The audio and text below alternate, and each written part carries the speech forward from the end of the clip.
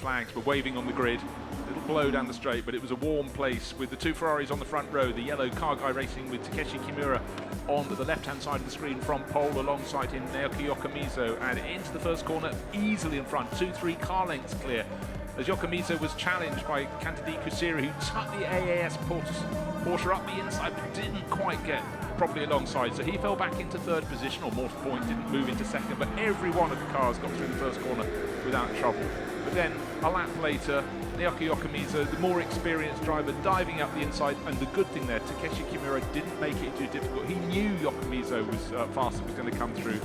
Made it a little harder for the Porsche driver though. Cantadi Kusiri had to pick and choose his moment, and while that was happening, of course, leading ever further clear, CarGuy Racing getting away. CarGuy Racing falling ever further back, as Jigiba Racing fall ever further clear, and then we had the Lamborghini coming through, Hiroshi Hamaguchi picking his moment and also diving past the CarGuy Racing Ferrari. The pit stop started, everyone dived back out onto the circuit. It didn't come in all on the same lap though, so it was a question of how they would slot together. The Porsche stayed out front, but then once the driver change was made, the race again of Cozzolino, who took over the CarGuy Racing Ferrari, was phenomenal. Tanat Safi and Tiracle had no answer for him whatsoever.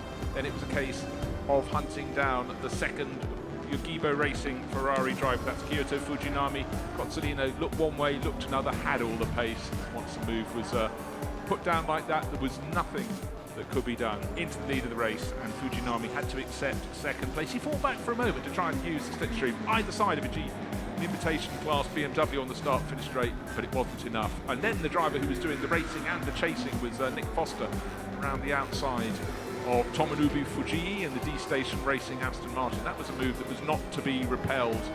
So the next target was the next position up the order for the championship leader, and through no lack of trying, Foster got very, very close to Saturday Tiracle, ended up just a fraction of a second short. But the CarGuy Racing, it was a second win of the season, a second win of the Fanatec Japan Cup, and Kei Cozzolino could back it off and still win by 13.5 seconds.